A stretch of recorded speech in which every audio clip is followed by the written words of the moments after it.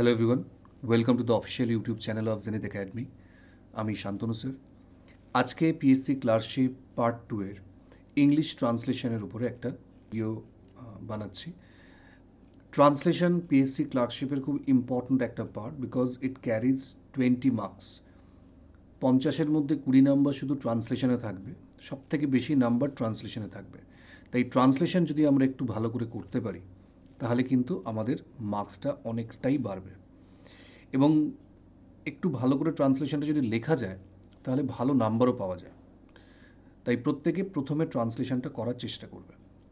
তো ট্রান্সলেশন করতে গিয়ে অনেকে অনেক রকম প্রবলেম ফেস করছো, সেই প্রবলেমগুলো নিয়ে আজকে আমি ডিসকাস করব, এবং তোমাদের ট্রান্সলেশন কীভাবে করতে হয় সেটা আমি এক্সাম্পলের থ্রু দেখাবো। আর শেষে একটা হোমওয়ার্ক থাকবে তোমাদের জন্য। তো ট্রান্সলেশনের ক্ষেত্রে আমি প্রথমে কয়েকটা কথা বলে দিই, একটু ভালো করে শুনবে, তাতে তোমাদের কনফিউশনটাও ক্লিয়ার হবে। প্রথম যেটা হচ্ছে, ট্রান্সলেশনের টেন্স কী হবে। দেখো, টেন্সের ব্যাপারটা আমি বলে রাখি, এরকম কোনো ফিক্সড রুল নেই, কোনো হার্ড অ্যান্ড ফাস্ট রুল নেই যে ট্রান্সলেশন মানেই পাস্ট হবে বা প্রেজেন্ট হবে বা ফিউচার হবে। It all depends on the passage. কনটেক্সটে কী আছে তার উপর ডিপেন্ড করছে। এমনও ট্রান্সলেশন আছে যেটা পাস্ট প্রেজেন্ট ফিউচার তিনটে মিলিয়ে হতে পারে। আবার কোনো ট্রান্সলেশন পুরোটাই পাস্টে হতে পারে, আবার কোনো ট্রান্সলেশন প্রেজেন্টে হতে পারে। এটা আগে থেকে বলা যায় না, প্যাসেজ পড়ে তোমাদের বুঝতে হবে। আমরা প্রত্যেকে যে ভুলটা প্রথমে করি সেটা হচ্ছে, ট্রান্সলেশনটা দেখা মাত্রই আমি প্যাসেজ দেখলাম, সেটা দেখা মাত্রই আমি আনসার করতে শুরু করে দিলাম। ঠিক আছে? তো এখানে সবথেকে বড় ভুল যেটা হয়, আমরা লাইন ধরে ধরে ট্রান্সলেট করি, কিন্তু এই লাইন বাই লাইন ট্রান্সলেট করলে অনেক সময় কি প্রবলেম হয় যে অ্যাকচুয়াল প্যাসেজের মিনিংটাই তুমি বুঝলে না। ধরে ধরে যখন আক্ষরিক অনুবাদ করতে শুরু করছো, প্যাসেজটা পুরো যখন শেষ করলে দেখলে যে পুরো মিনিংটাই ভুল হয়ে গেছে, টেন্স ভুল হয়ে গেছে। কারণ বাংলায় আমরা অনেক সময় এমন এমন কথা বলি যেগুলো ইংলিশে তার আক্ষরিক অনুবাদ করা যায় না, বা বাংলার টেন্সটা একরকম মনে হয়, তার ইংলিশে কিন্তু টেন্স চেঞ্জ হয়ে যায়। তো এই যে ব্যাপারগুলো আছে, এগুলো আমাদের আগে মাথায় রাখতে হবে। সাধারণত যদি কোনো গল্প থাকে আমরা পাস্ট টেন্সে লিখি, এবার যদি কোনো জিওগ্রাফিক্যাল ডেসক্রিপশন থাকে সেগুলো সাধারণত আমাদের প্রেজেন্ট টেন্সে হয়। আর ডিরেক্ট স্পিচ যদি থাকে সেটা আমরা যেভাবে আছে, প্রেজেন্ট থাকলে প্রেজেন্ট, পাস্ট থাকলে পাস্ট, ফিউচার থাকলে ফিউচার। আমরা ডিরেক্ট স্পিচকে কখনো ইনডিরেক্ট স্পিচে লিখবো না ট্রান্সলেশনে। এটা আমাদের সব থেকে আগে মাথায় রাখতে হবে। এই একটা সমস্যা যে ডিরেক্ট স্পিচ ইনডিরেক্ট স্পিচ বুঝবো কী করে, সেটা আমি আজকে ট্রান্সলেশনেই তোমাদের বোঝাবো। তো মূল বিষয়টা হচ্ছে এটাই যে ট্রান্সলেশন করার আগে, মানে ট্রান্সলেট করার আগে, you have to go through the passage at least wise.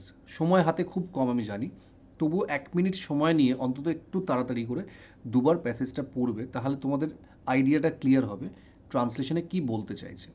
ঠিক আছে? আগে প্যাসেজটা পড়ে মূল বিষয়টা না বুঝতে পারলে তুমি ট্রান্সলেট করতে পারবে না। ঠিক আছে? এবার একটা প্রশ্ন হলো যে ভাবানুবাদ করবো না আক্ষরিক অনুবাদ করবো, লিটারেরি ট্রান্সলেশন হবে না অ্যাবস্ট্রাক্ট ট্রান্সলেশন হবে, এটাও কিন্তু আগে থেকে বলা যায় না, প্যাসেজের উপর ডিপেন্ড করছে। অনেক সময় কিছু কিছু সেন্টেন্সকে আমাকে আক্ষরিক অনুবাদ করতে হবে, কিছু কিছু সেন্টেন্সকে ভাবানুবাদ করতে হবে। তবে চেষ্টা করবে কম সময়ের মধ্যে যেহেতু করতে হচ্ছে, বেশি না ভেবে যেটা মনে আসছে শর্টে সেটাই করার। তাহলে কী হবে, অ্যাটলিস্ট তুমি লিখতে পারবে পুরোটা। আচ্ছা, তো প্রথমে দেখো, আমি একটা ট্রান্সলেশন তোমাদের দেখাচ্ছি, কীভাবে তোমরা ট্রান্সলেশন করবে, কীভাবে বুঝবে, এই ব্যাপারটা আমি আজকের ভিডিওতেই তোমাদের বলে দেবো। আর ভিডিওটা শুরু করার আগে সবার কাছে রিকোয়েস্ট, যদি ভালো লাগে কমেন্টে জানাবে, কোনো কোয়েশ্চেন থাকলে ক্লাসের পর সেটাও কমেন্টে তোমরা জানাবে, এবং ক্লাসটা ভালো লাগলে চ্যানেলটাকে সাবস্ক্রাইব করো এবং ফ্রেন্ডদের সঙ্গে শেয়ার করো। আরও ক্লার্কশিপ এবং WBCS, CGL এগুলোর ওপর ভিডিও আসছে খুব তাড়াতাড়ি। তো চলো আমরা শুরু করি। তো দেখো, এখানে একটা প্যাসেজ আছে, প্যাসেজটা দেখে তোমরা নিজেরা একটু পজ করে পড়ে নিতে পারো, আমি একটু পড়ে তোমাদের বলছি। দেখো কি বলছে। অ্যাং বলল, এমন কোনো জায়গা বা দৃশ্য আছে যা তোমার দেখতে ইচ্ছে করে কিন্তু হয়ে ওঠে না। অ্যাং বলল, দেখো এটা কমার মধ্যে আছে, তারপরে কোটেশন শুরু হচ্ছে, মানে ডাইরেক্ট স্পিচ শুরু হলো, যে এমন কোনো জায়গা বা দৃশ্য আছে যা তোমার দেখতে ইচ্ছে করে কিন্তু দেখা হয়ে ওঠে না বা হয়ে ওঠে না। এবার বঙ্কুবাবু বললেন না, উনি ভাবলেন, সারা পৃথিবীটাই তো দেখা বাকি, ভূগোল পড়ান, অথচ বাংলাদেশের গুটিকত গ্রাম ও শহর ছাড়া কি দেখেছেন তিনি? বাংলাদেশেরই বা কী দেখেছেন? হিমালয়ের বরফ দেখেননি, দীঘার সমুদ্র দেখেননি, সুন্দরবনের জঙ্গল দেখেননি, এমনকি শিবপুরের বাগানের সেই বটগাছটা পর্যন্ত দেখেননি। এটার মধ্যে কোনো কোটেশন নেই। আবার দেখো, লাস্ট সেন্টেন্স বলছে মুখে বললেন। কে মুখে বললেন? বঙ্কুবাবু। কোটেশন শুরু হচ্ছে ডাইরেক্ট স্পিচ। অনেক কিছুই তো দেখিনি। ধরুন গরমের দেশের মানুষ, তাই নর্থ পোলটা দেখতে খুব ইচ্ছে করে।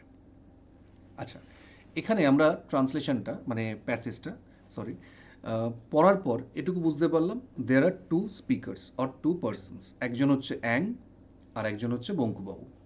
তো প্রথমে আমরা দেখছি অ্যাং প্রশ্ন করছে ডাইরেক্ট স্পিচ, তারপরে বঙ্কুবাবু উত্তর দিচ্ছেন না, মনে মনে আগে ভাবছেন, তারপরে উত্তরটা দিচ্ছেন। এটাও ডাইরেক্ট স্পিচ।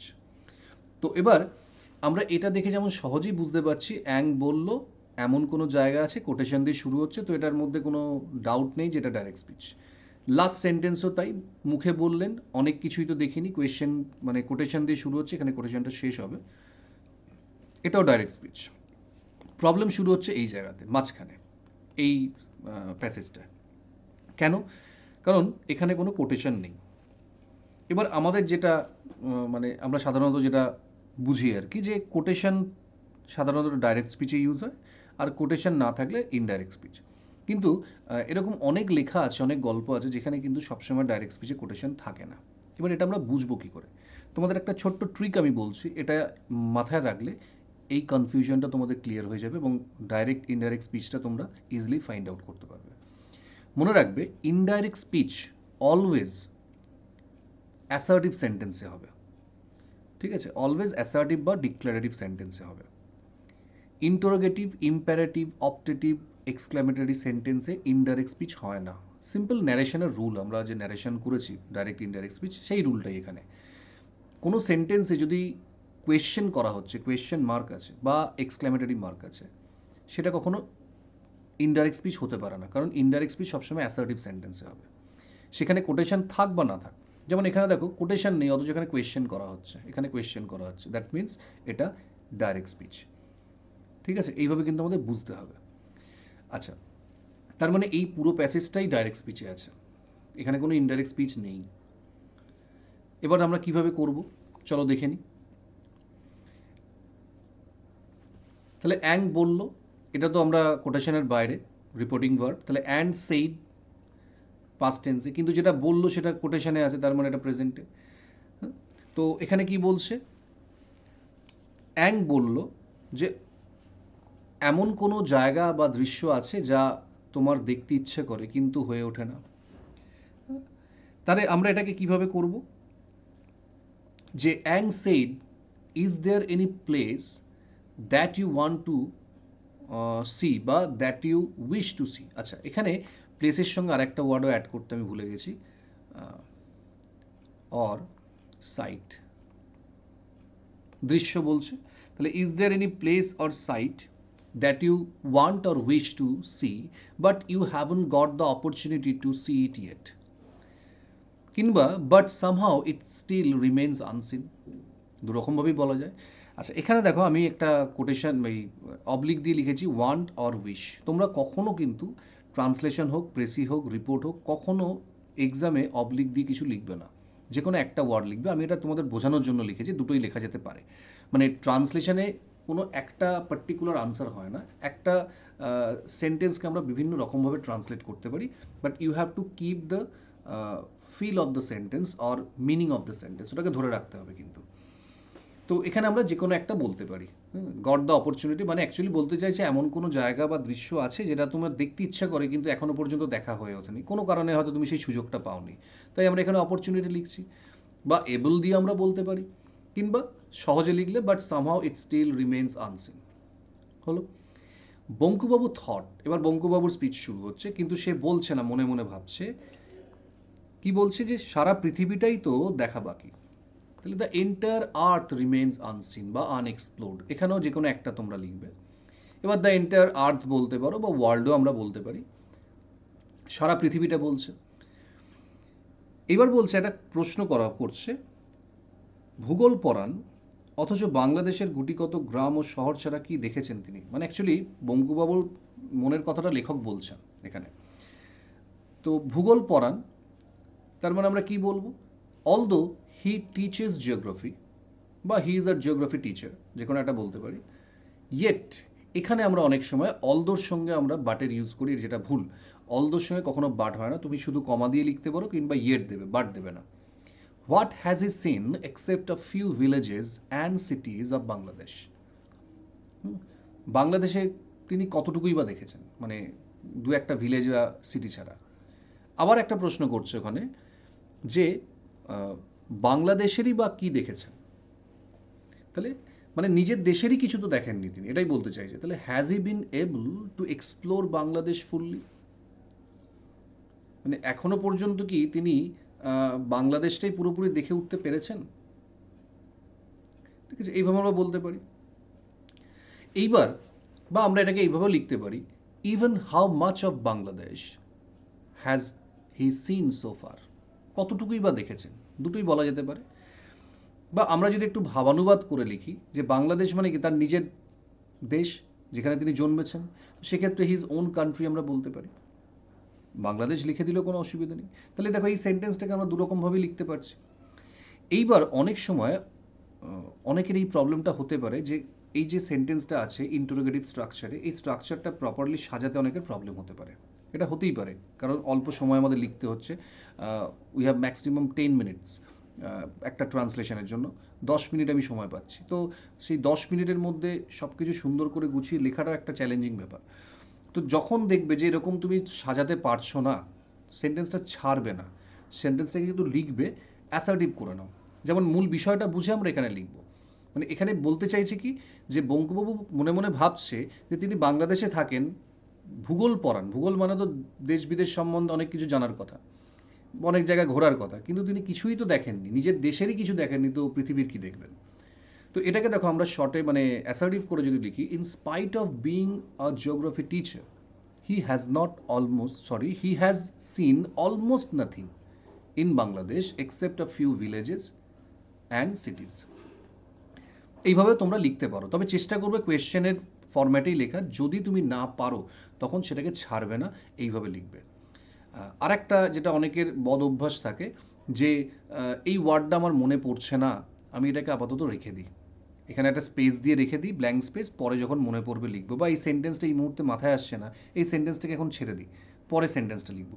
এই ভুলটা একদম করবে না, কারণ এই ধরনের এক্সামে যেখানে সময় খুব কম, প্রত্যেকটা সেকেন্ড খুব ভ্যালুয়েবল, সেখানে কিন্তু দেখবে ম্যাক্সিমাম কেসে এটাই হয় যে শেষে তুমি ভুলেই যাবে ওটা লিখতে।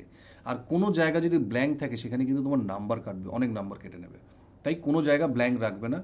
যদি তোমার মনে হয় যে এই এক্স্যাক্ট ওয়ার্ড বা প্রপার ওয়ার্ড মনে পড়ছে না, অন্য ওয়ার্ড দিয়ে ওটাকে রিপ্লেস করে সেন্টেন্সটা লিখে বেরিয়ে যাও। আর যদি মনে একদম পারবে না, তাহলে ওই ওই জায়গাটার বদলে পরের সেন্টেন্সটা লিখে নাও, কিন্তু ওই জায়গাটা ব্ল্যাঙ্ক রাখবে না, কোনো ওয়ার্ড বা সেন্টেন্সের জায়গা ব্ল্যাঙ্ক রাখবে না। ঠিক আছে, তাহলে আমরা এই দুভাবেই লিখতে পারি, তবে এটা প্রেফারেবল, যেহেতু কোয়েশ্চেন করছে তাহলে কোয়েশ্চেনের ফরম্যাটে লিখতে হবে। যদি না পারো তখন আমরা এইভাবে লিখবো। আর একটা জিনিস, ইন স্পাইট অফ কিন্তু আলাদা আলাদা শব্দ। ইন স্পাইট অফ যেমন ইন ফ্রন্ট অফ, অনেকেই আমরা ইন স্পাইট একসঙ্গে লিখি, কথাটা ইন স্পাইট অফ। ঠিক আছে, আচ্ছা চলো আবার নেক্সট কি বলছে দেখি। কি কি দেখেননি? হিমালয়ের বরফ দেখেননি, দীঘার সমুদ্র দেখেননি, সুন্দরবনের জঙ্গল দেখেননি, এমনকি শিবপুরের বাগানের সেই বটগাছ পর্যন্ত দেখেননি। তাহলে he has not seen the snow of the Himalayas, the sea of Digha, the jungle of Sundarbans and even that banyan tree of Shibpur garden is still, sorry, এখানে এটা লিখবে স্টিল রিমেন্স আনসিন, এইটাই লিখে দিতে হবে তাহলে। তো এখানে দেখো এই যে জায়গাটা আমরা লিখেছি, এখানে আমরা হি হ্যাজ নট সিন, এই কথাটা কিন্তু আমরা একবারই দিচ্ছি কিন্তু বারবার রিপিট করছি না।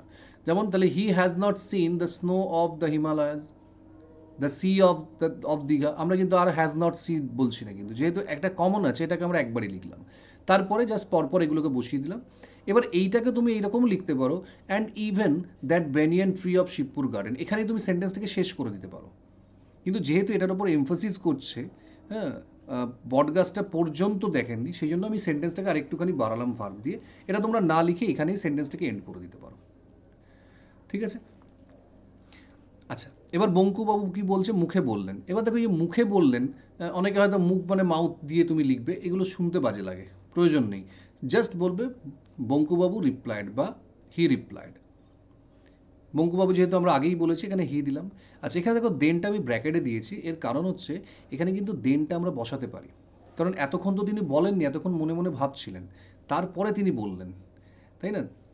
তার মানে কি, ভাবতে পারে তারপর তিনি বললেন এতক্ষণ ভেবে, তো দেন কথাটা আমরা এখানে অ্যাড করতে পারি। অনেক ওয়ার্ড আছে যেগুলো মানে ট্রান্সলেশনের ক্ষেত্রে স্পেশালি অনেক জিনিস থাকবে যেগুলো তোমার বাংলাতে প্যাসেজে থাকবে না, ইংলিশে আমাদের দিতে হবে ওই সেন্সটাকে ধরে রাখার জন্য। আবার অনেক কিছু বাংলাতে থাকবে যেগুলো ইংলিশে আমাদের অমিট করে দিতে হবে। সব কিছু সব বাংলা তো ইংলিশ ওইভাবে লেখা যায় না। তো এখানে আমরা দেনটা দিতে পারি। দেন হি রিপ্লাইড, কোয়েশ্চেনের আনসার দিচ্ছে রিপ্লাইড, বা আনসারও বলতে পারো। কি বলছে, অনেক কিছুই তো দেখিনি, তাহলে I haven't seen so many things in the world. ঠিক আছে, এবার বলছে কি, ধরুন গরম দেশের মানুষ, মানে অ্যাকচুয়ালি গরমের দেশের মানুষ, তাই নর্থ পোলটা দেখতে খুব ইচ্ছে করে। তাহলে কে গরমের দেশের মানুষ? বঙ্কুবাবু। তাহলে as I belong to a hot country বা as I live in hot climate, I have an intense desire to visit or see the North Pole. এই যে তাই খুব ইচ্ছে করে, তাই আমি ইন্টেন্স কথাটা দিলাম। বা আমি উইশও বলতে পারি, আই উইশ টু সি বলতে পারি। যদি ইন্টেন্স কথাটা না মনে পড়ে, জাস্ট উইশ টু সি বলে দেবে, ওয়ান টু সি বলে দেবে, সহজ ওয়ার্ড আছে অনেক। ঠিক আছে, তো এইভাবে আমরা এটা ট্রান্সলেট করতে পারি। তাহলে দেখো কিছু কিছু জিনিস কিন্তু আমরা এখানে অ্যাড করলাম, কিছু কিছু জিনিস অমিট করতে হলো। সেন্সটাকে বুঝতে হবে, ট্রান্সলেশন করতে গেলে ফার্স্ট অফ অল আমাদের সেন্সটাকে বুঝতে হবে, কী বলতে চাইছে, কনটেক্সচুয়াল মিনিং বুঝে তারপর ট্রান্সলেট করতে হবে। ওকে, আচ্ছা, আরেকটা দেখো ট্রান্সলেশন তোমাদের আমি দেখাচ্ছি। এখানে যেমন বলছে, একদা রাত্রিতে মোহাম্মদ মহসিন ছিলেন, এমন সময় তাহার ঘরে চোর আসিল, মহসিনের ঘুম ভাঙিয়া গেল, তিনি বিছানা ছেড়ে উঠিয়া চোরকে ধরিয়া ফেলিলেন, চোর মহাবিপদে পড়িয়া কাঁদিতে লাগিল, পালাইবার চেষ্টা করিল না, মহসিন বুঝিলেন লোকটি পাকা চোর নয়। তিনি তাহাকে জিজ্ঞাসা করিলেন, তুমি কেন এ পাপের কাজ করিতে আসিলে? যে চুরি করে লোকে তাহাকে ঘৃণা ও অপমান করে, তুমি কি ইহা জানো না? তো এই প্যাসেজটা খুব সহজ, কারণ প্রথমেই একদা কথাটাই তোমায় বলে দিচ্ছে যে পুরোটা পাস্ট টেন্স আছে। এই পুরো ঘটনাটা পাস্টের একদা কোনো একটা সময়ের ঘটনা বলা হচ্ছে, তাহলে এটা পুরো পাস্টে হবে। কিন্তু এখানে যে কোটেশনগুলো আছে সেগুলো আমাদের টেন্স বুঝে করতে হবে, কারণ কোটেশন ডিরেক্ট স্পিচ যে টেন্সে আছে সেই টেন্সেই আমাদের লিখতে হবে। প্রেজেন্ট থাকলে প্রেজেন্ট, পাস্ট থাকলে পাস্ট, ফিউচার থাকলে ফিউচার। আচ্ছা, এখানে আমি এই ট্রান্সলেশনটা আমি দু একটা কথা একটু বলে দিই। দেখো, এটা তোমাদের হোমওয়ার্ক থাকবে।